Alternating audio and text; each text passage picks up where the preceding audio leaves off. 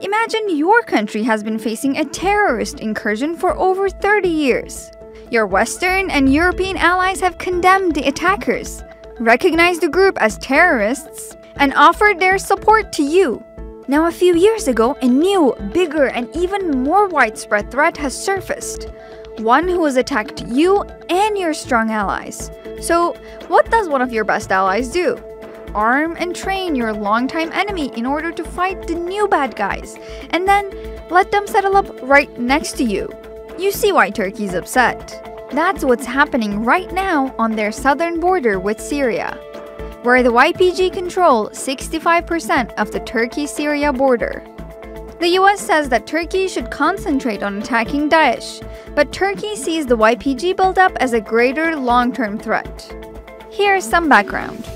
In order to fight Daesh, also known as ISIS, in Syria a few years ago, the US armed and trained a group of mostly Kurdish rebels going by YPG, who later changed their name to SDF. More on that in a second.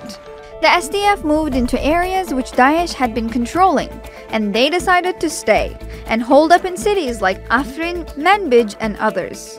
Some areas previously controlled by Daesh are now swarming with SDF fighters. So, who is the SDF? They formerly called themselves the YPG, who the Turks would say equated to the PKK. You're dealing with a terrorist enemy of mine. How can you do that, ally? So we literally played back to them, hey, you got to change your brand. What do you want to call yourself besides the YPG? And with about a day's notice, they declared that they were the Syrian Democratic Forces. I thought it was a stroke of brilliance to put democracy in there somewhere. That's right. The SDF were told to rename themselves by the US. But why? Aren't they the military wing of the PYD? They are, yes. Is that right, General Dunford? That is correct. They're a leftist Syrian Kurdish political party founded in 2003. Reports indicate that they're aligned or at least have substantial ties to the PKK. Is that true?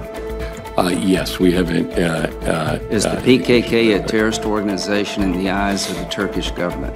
The PKK is a terrorist organization not only in the eyes of the Turkish government, but in the eyes of the U.S. government as well, Senator.